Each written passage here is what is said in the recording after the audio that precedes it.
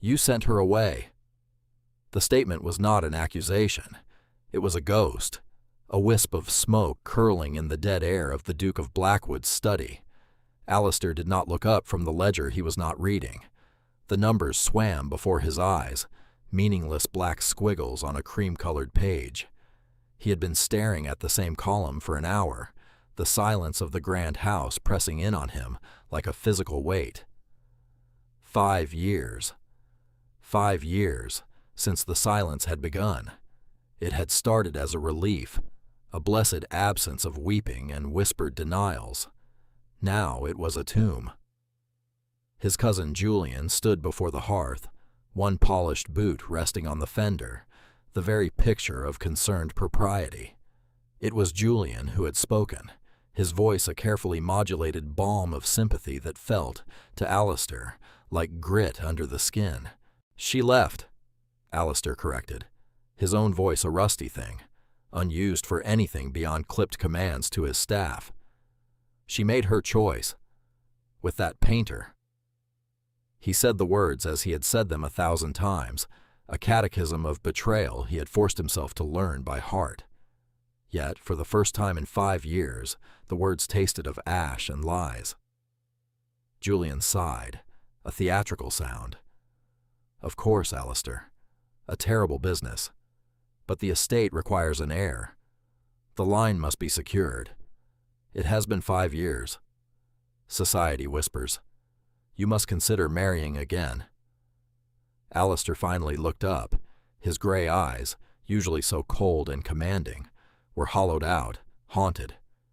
He saw not his cousin, but the face of his wife, Alara, as he had last seen her. Not defiant, not rageful, but shattered. A piece of fine porcelain dropped onto a stone floor.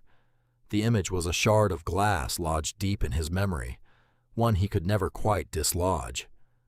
He had believed the evidence, a packed bag, a hastily scrawled letter, full of passion and plans for a new life in Italy, discovered by Julian himself. It had been so easy to believe. Alara had been so quiet, so distant in those final months, a pale shadow drifting through the oppressive grandeur of Blackwood Manor. He had mistaken her quiet despair for deceit. The story that followed became the talk of the ton. The Duchess of Blackwood, a creature of supposed virtue and breeding, had fled in the night with a penniless French artist, abandoning her title, her honor, and her husband. Alistair had cultivated his role as the wronged party with grim stoicism, his pride a high, cold wall around the gaping wound of his life. But pride was a poor companion in the long, silent nights.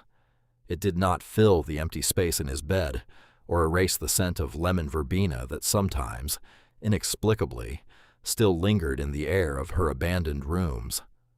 Now, Julian's words about an heir struck that shard of memory, twisting it.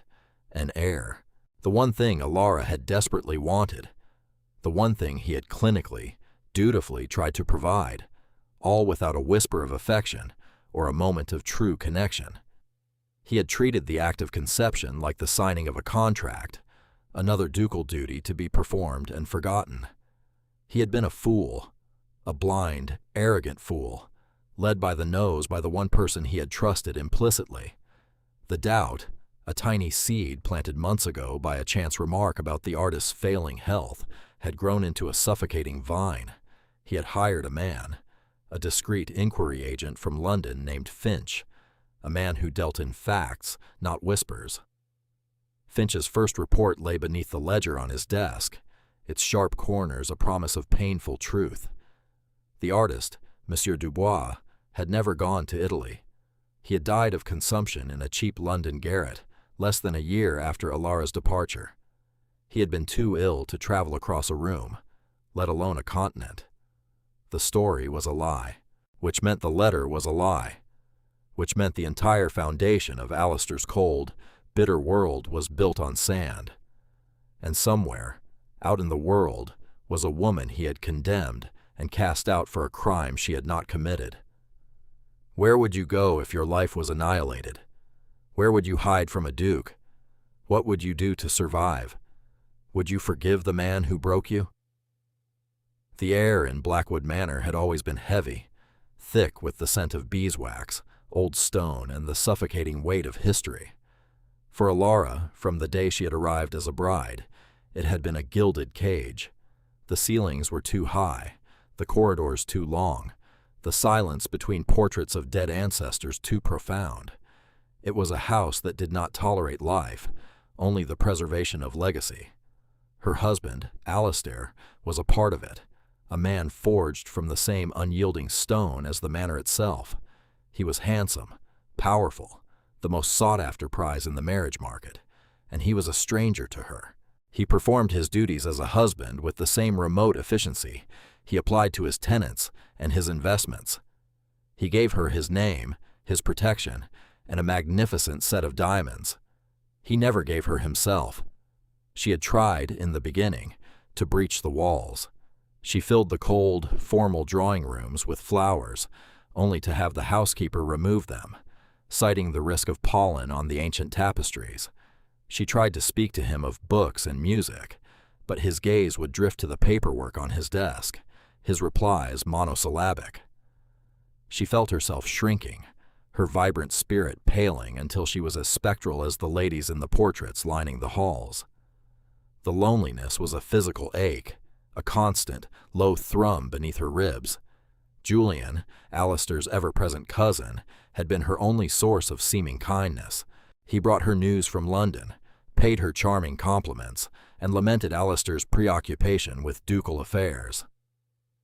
"He has the weight of centuries on his shoulders," Julian would say, his smile sympathetic. "He does not mean to be distant. It is simply his way." She had believed him. She had seen Julian as an ally, a translator for the silent, imposing man she had married. She never saw the glint of envy in his eyes when he looked at Alistair, or the subtle possessiveness in the way he spoke of Blackwood Manor. She never noticed how his kind words always managed to isolate her further, painting her as a fragile, slightly frivolous creature, ill-suited to the solemn duties of a duchess. Then came the nausea, a persistent, rolling sickness that arrived each morning and left her weak and trembling.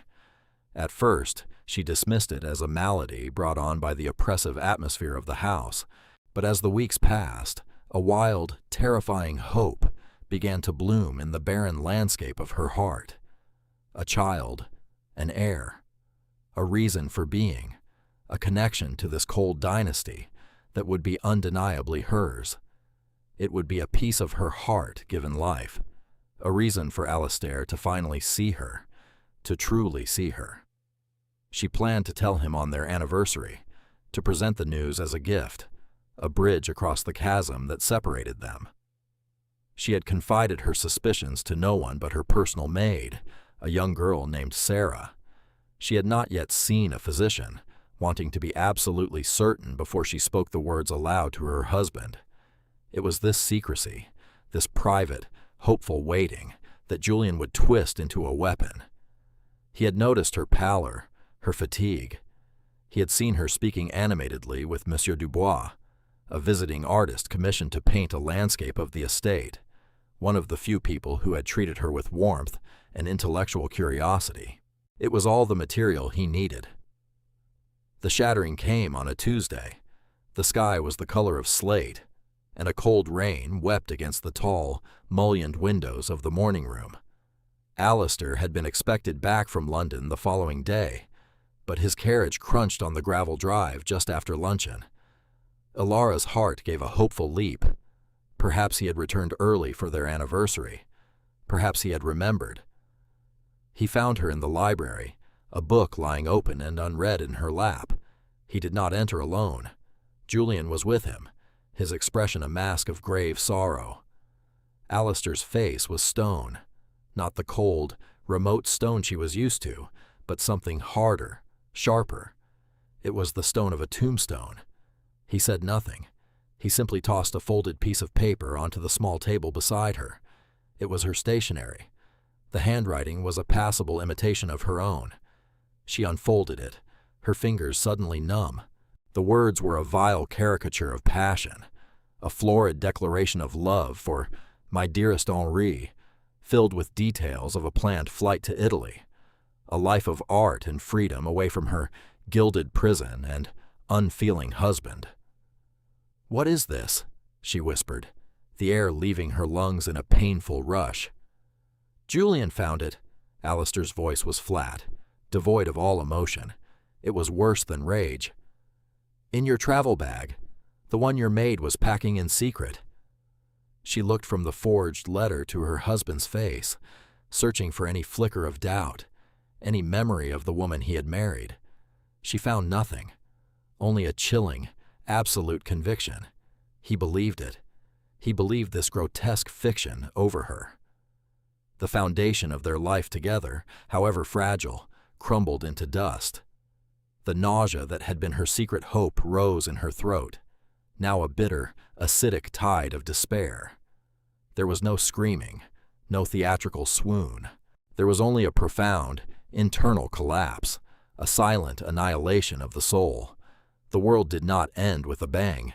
It ended with the cold, dead finality in her husband's eyes. "Be gone by morning," he said, the words falling like chips of ice into the silence. "I never want to see your face again." He turned and walked away, Julian following a step behind, placing a consoling hand on the Duke's shoulder. Alara was left alone in the vast, silent library, the lie on the table before her, the truth a fragile, fluttering thing trapped inside her, a truth he had not even asked to hear. That night, she did not weep. The capacity for tears had been scoured out of her, replaced by a cold, clear pragmatism. This was not a home. It was a prison she had just been banished from. She was a liability, a stain on the Blackwood name to be scrubbed away. They would not harm her physically, but they would erase her.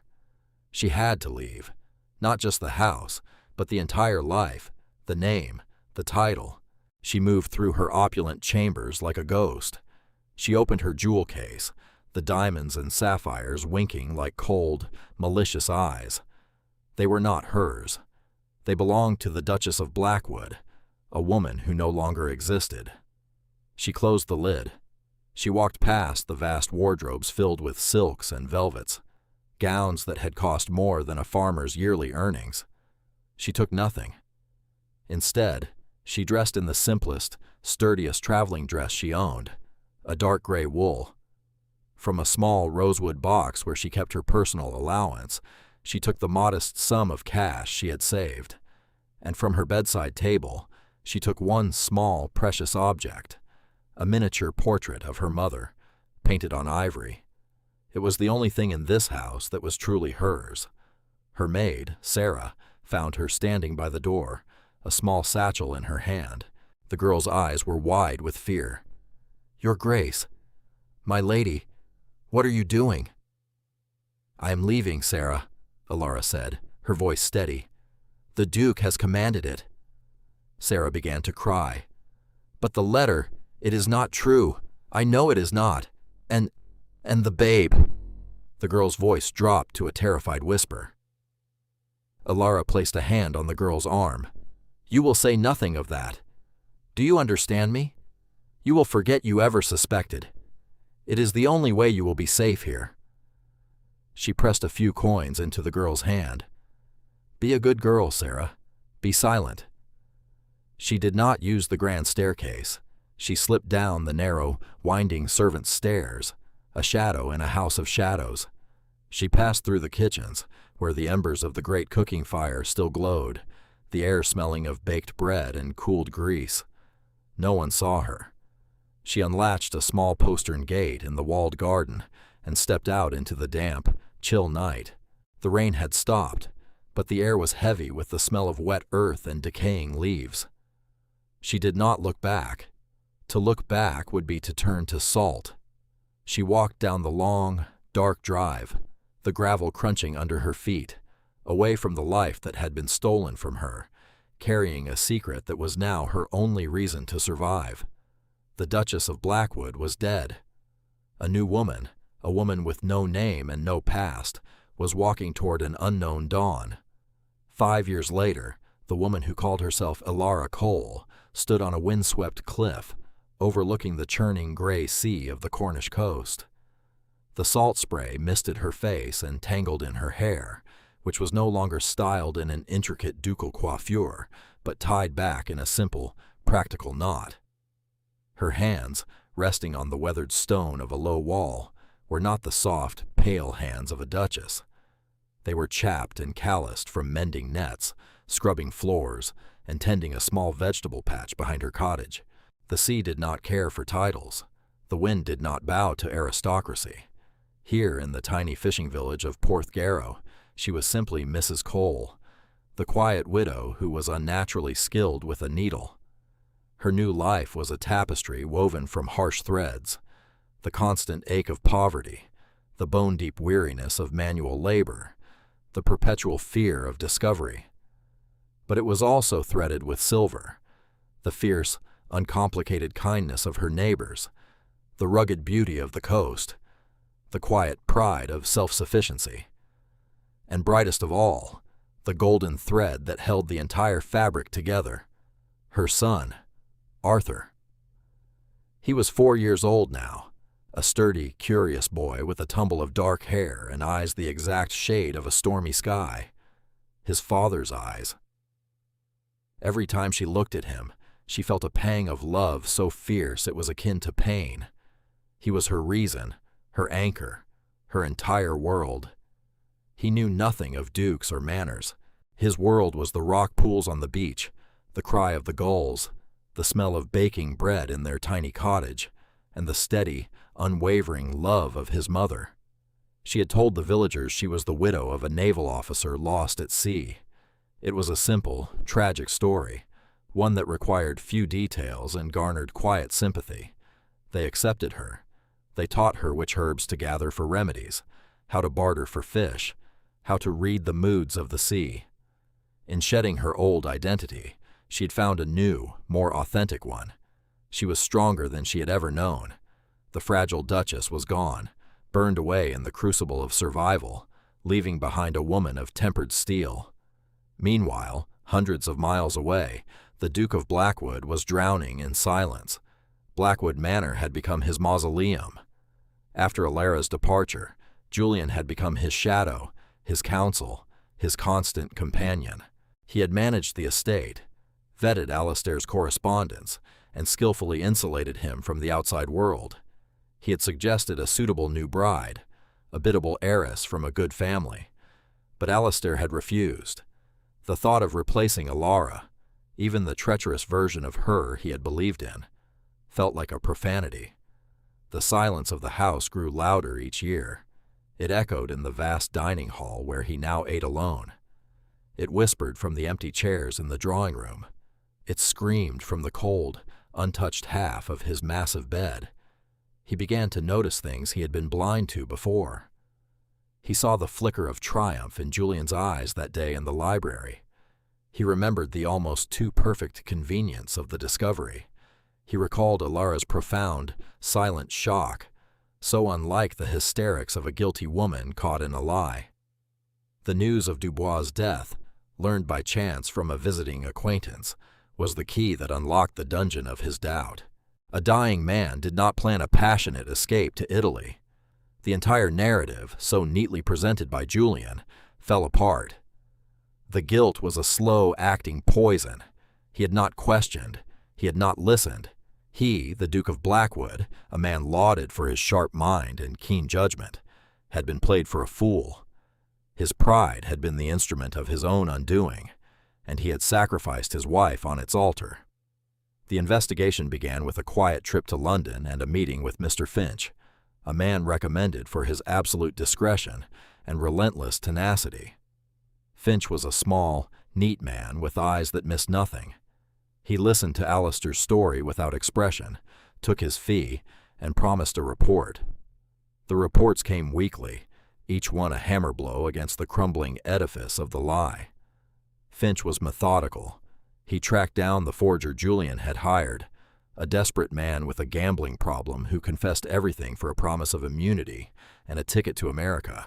He found Dubois' sister, a grieving woman who provided the artist's journals, filled not with plans of elopement, but with sketches of the English countryside and despairing entries about his failing health.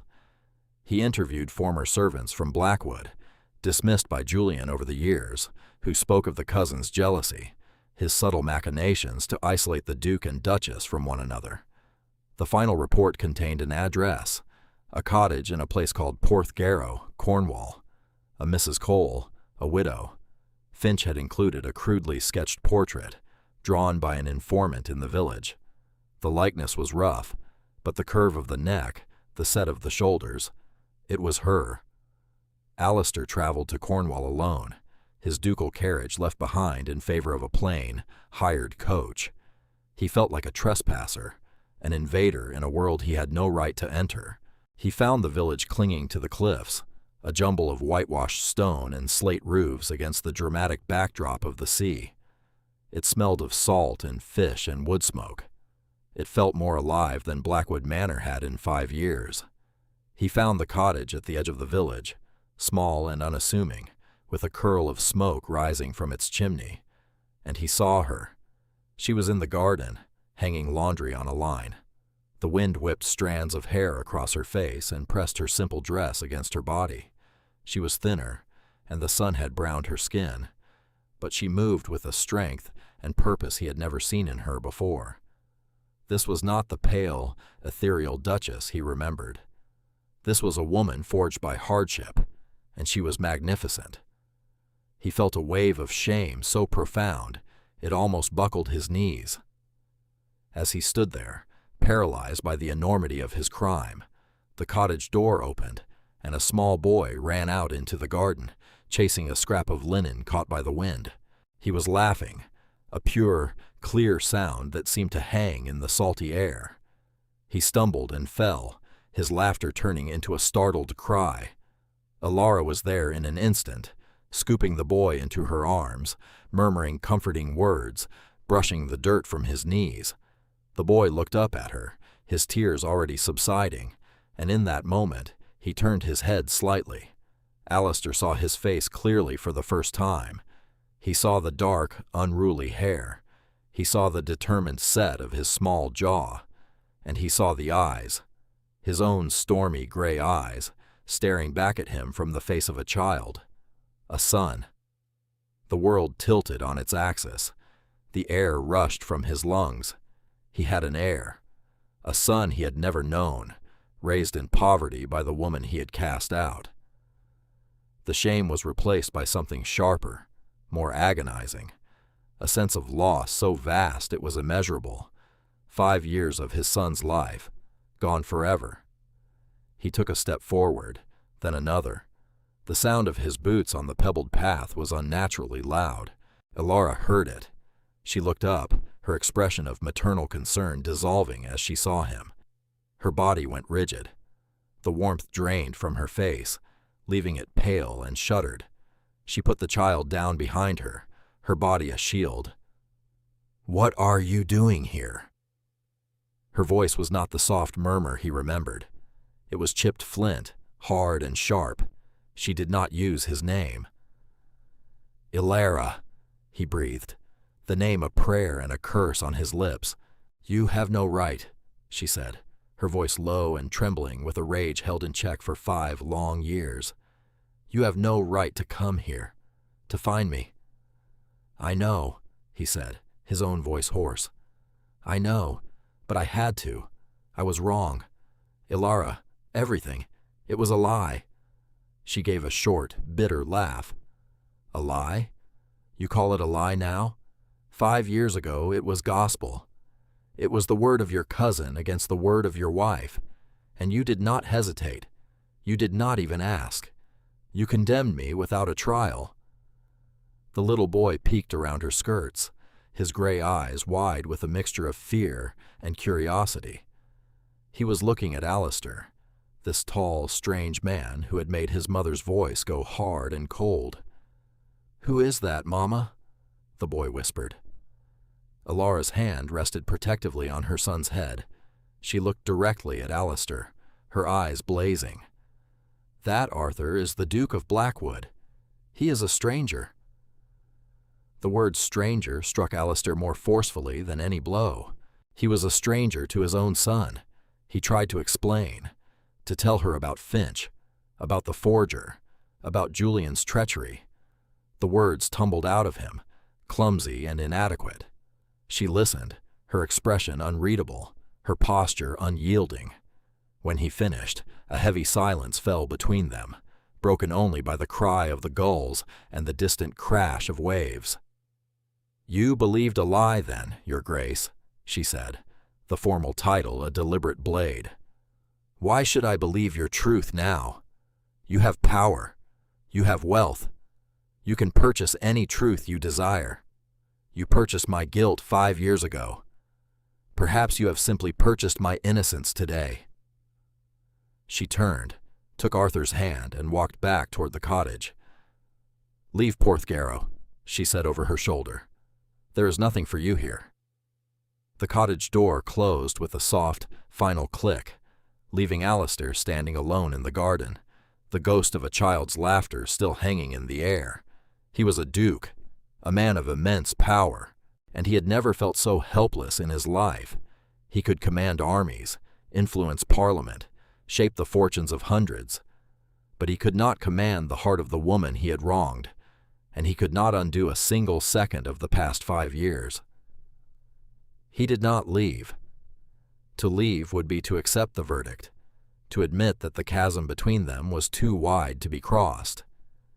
It was an admission he refused to make. He walked back to the village's only inn, the Pilchard's Rest, a noisy, chaotic place smelling of stale ale and fried fish. He took a room. It was small, damp, and the bed was lumpy, but it had a window that looked out over the collection of cottages, toward the one that held his wife and son. It would have to do. He sent a message to London for Finch to join him, to bring every piece of paper, every sworn statement, every last scrap of damning evidence. While he waited, he began his penance. He did not approach Alara again. He did not try to force a confrontation. He watched. From a distance, he learned the rhythms of her life. He saw her rise at dawn to carry buckets of water from the village well. He saw her haggling with fishermen for the day's catch.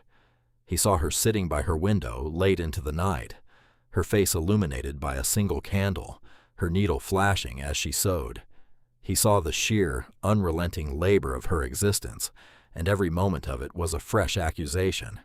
He saw his son. He saw Arthur playing on the beach, a fearless little boy who ran into the waves and shouted at the gulls. He saw him helping his mother in the garden, his small hands carefully pulling weeds. Each glimpse was a fresh twist of the knife in his gut. The longing to speak to the boy, to hear his voice, to tell him who he was a physical torment, but he knew it was a right he had not yet earned. He began with small, anonymous acts. He saw that the thatch on her cottage roof was thin and patchy. He found the village's only thatcher and paid him handsomely to repair it, making the man swear not to reveal who had hired him. The thatcher, a man named Thomas, simply nodded, pocketed the coins, and said, "She's a good woman, Mrs. Cole. Deserves a dry roof over her head." He saw how she struggled to carry the heavy water buckets up the steep path to her cottage. So he began to rise before the village stirred, in the gray, pre-dawn light. He would fill 2 buckets at the well and leave them on her doorstep, vanishing before the first curl of smoke appeared from her chimney. The first time she found them, he watched from his inn window as she stood for a long moment, looking around, a puzzled expression on her face. She accepted them. She did not question the gift. She simply took the water inside. He did it every morning. It became a silent ritual, a daily, inadequate offering. Finch arrived a week later, a leather portfolio tucked under his arm. He was unimpressed by the inn, the village, and the sea air. "A dreary business, Your Grace," he commented, laying out the papers on the rickety table in Alistair's room, "but conclusive." It was all there, bank drafts showing payments from Julian's accounts to the forger. The forger's signed confession, the pages from Dubois' journal, filled with heartbreaking despair over his illness, sworn affidavits from the dismissed servants. It was a meticulous, irrefutable catalog of Julian's betrayal. Alistair took the portfolio and walked to Alara's cottage. It was late afternoon, and the sun was beginning to dip toward the horizon, painting the clouds in shades of bruised purple and rose. He found her on the beach, watching Arthur chase the retreating tide. She saw him coming, and her body stiffened, but she did not retreat. He stopped a respectful distance away. "I will not stay long," he said, his voice quiet, stripped of all ducal authority. "I only ask that you look at these." He held out the portfolio. She eyed it with suspicion. "What is it?" "Proof," he said simply, "of everything I told you. Proof that I was a blind, arrogant fool who was manipulated by my own blood. It will not change what I did. It will not give you back the years I stole from you. But it is the truth. You deserve, at the very least, to see the truth." She hesitated. Then slowly, she walked toward him and took the portfolio. Her fingers brushed his as she took it, a fleeting touch that sent a jolt through him. Without another word, she turned and walked back to her cottage, the evidence of her innocence tucked under her arm. Days passed. He continued his silent rituals, the buckets of water in the morning, the distant, painful observation of his family. He saw Alara sitting in her garden, the papers from the portfolio spread on the bench beside her, reading them over and over. He did not know what she was thinking. Her home was a fortress, and her heart was the keep, and he had no idea how to breach the walls. The breakthrough came from the one person he least expected. He was sitting on the low stone wall at the edge of the cliffs, watching the fishing boats return to harbor, when a small figure appeared beside him. It was Arthur. The boy stood a few feet away, regarding him with those unnervingly familiar gray eyes. He was clutching a smooth, gray stone in one hand. "Hello?" Alistair said softly, his heart hammering against his ribs. "Hello?" the boy replied, his voice clear and confident. "You are the Duke." "I am," Alistair admitted. "My name is Alistair." Arthur considered this for a moment. "You bring the water." It was not a question. Alistair was stunned. "How did you know?" "I wake up early," the boy said, as if it were the most obvious thing in the world. "I saw you." He fell silent for a moment, then held out the stone. "This is for you. It's a good skimming stone." Alistair took the stone. It was cool and smooth in his palm. It felt like the most precious jewel he had ever held. "Thank you, Arthur," he said, his voice thick with emotion. The boy looked out at the sea, his expression serious. Then he looked back at Alistair and delivered the words that would shatter and remake his world. "Mama waited," he said. Alistair frowned, confused. "Waited? For what?" "For you," Arthur explained, with the simple, profound logic of a child. "Every night, after I go to sleep, she sits by the window, she looks at the road, she waited, for a long time." The truth of it crashed over Alistair with the force of a tidal wave. She had not just been surviving, not just enduring. In the depths of her exile, in the heart of her pain, she had held onto a sliver of hope. Hope that he would come to his senses, hope that he would come for her, and he had let her wait for 5 years. The boy's innocent words were a judgment more complete and more devastating than any of Alara's anger.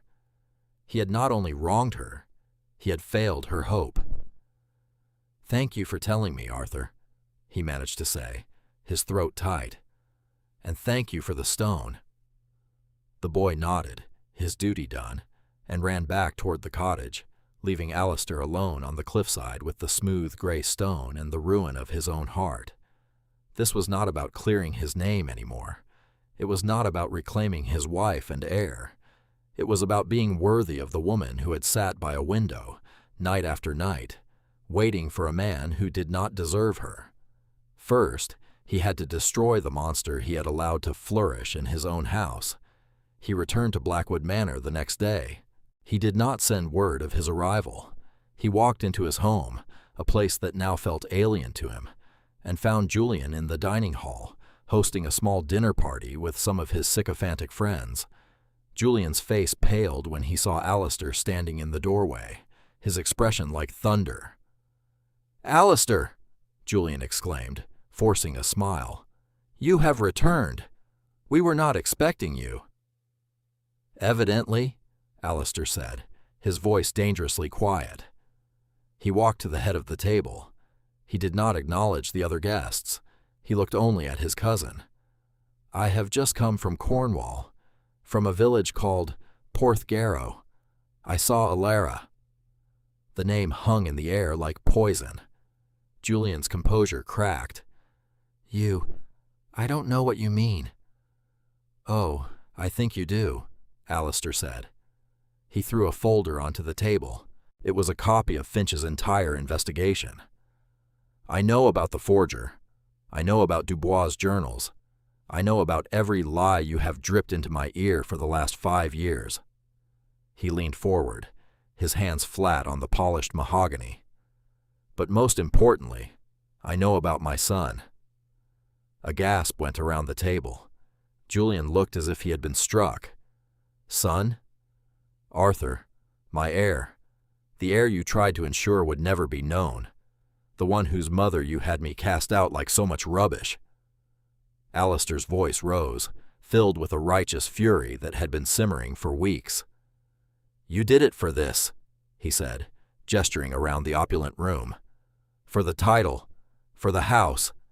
You coveted what was mine, and you destroyed my life to get it."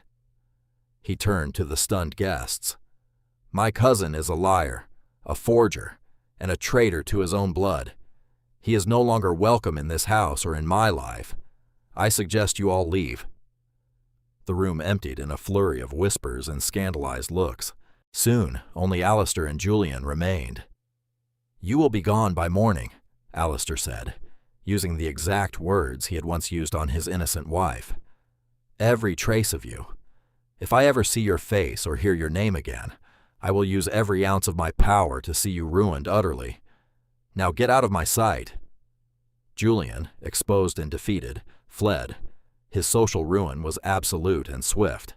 The Ton, which had once feasted on the story of the runaway Duchess, now devoured the far juicier tale of the treacherous cousin.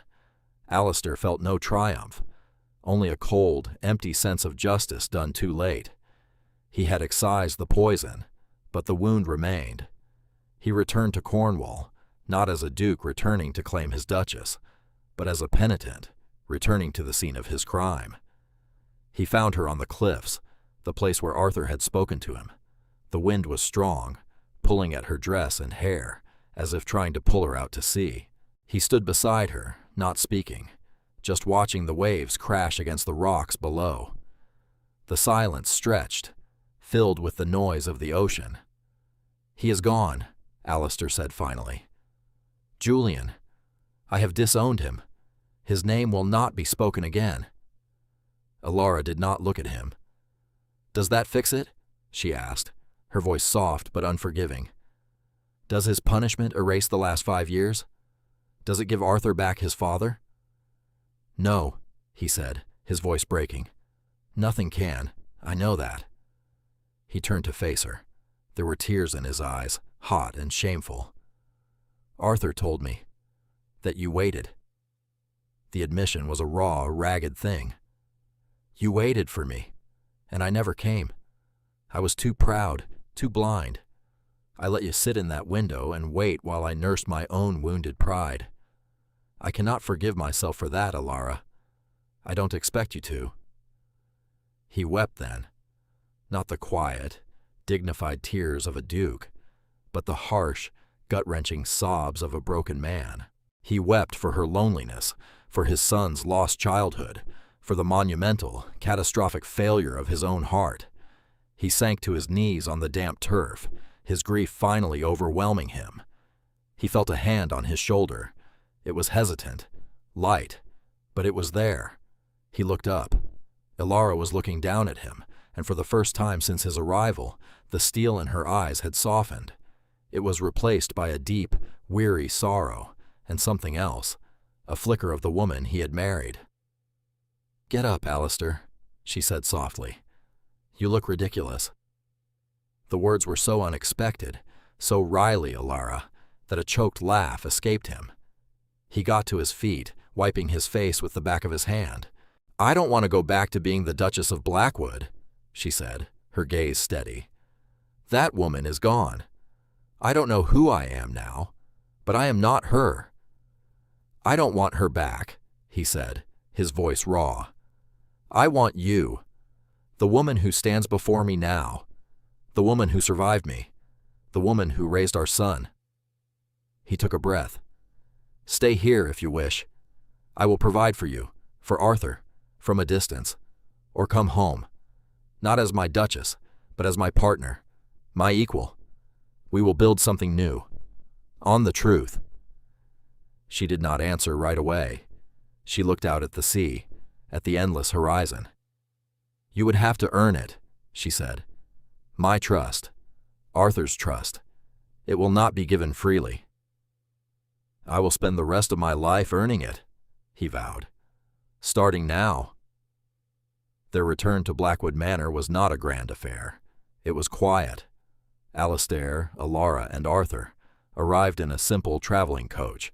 The staff, who had been told only that their master was returning with his wife and son, lined the hall. Ilara walked in, holding Arthur's hand, her head held high. She was not the timid girl who had first entered this house. She was its mistress, returning from a long and brutal war. The house began to change. The first thing Ilara did was throw open all the windows, letting the fresh air and sunlight pour in, chasing away the stale scent of sorrow and secrets. The heavy velvet curtains were taken down, replaced with light linen. Gloomy portraits were moved to a single gallery, and the walls were repainted in warm, bright colors. The oppressive silence was shattered by the sound of a little boy's running feet and echoing laughter. Alistair kept his promise. He ceded all control of the domestic sphere to her. He watched in awe as she transformed the cold mausoleum into a living home. He learned to listen. He learned to be present. He spent his evenings not in his study with ledgers, but on the floor of the nursery, building block towers with his son. He learned about Arthur's favorite stories, his fear of spiders, his fascination with knights. He courted his wife. He brought her wildflowers from the meadow, not hothouse roses. He read poetry to her in the evenings by the fire. He asked for her opinion on estate matters, and he listened to her counsel, which was always sharp and insightful. He was discovering the woman he had married, a woman of fierce intelligence and deep compassion, whom he had been too arrogant to see. The forgiveness was a slow, quiet dawn. It came in small moments, a shared smile over their son's antics, her hand lingering on his as he passed her the tea. One night, as he was leaving her chambers to go to his own, she said his name. "Alistair, stay." He turned. The look in her eyes was one of cautious, fragile trust. It was everything. Their new life was built on a foundation of honesty and shared purpose. Ilara, who knew firsthand the cruelty of a society that condemned women without cause, convinced Alistair to establish a charitable foundation. They used the Blackwood fortune to fund homes for abandoned women and their children, to provide them with safety and the skills to build a new life.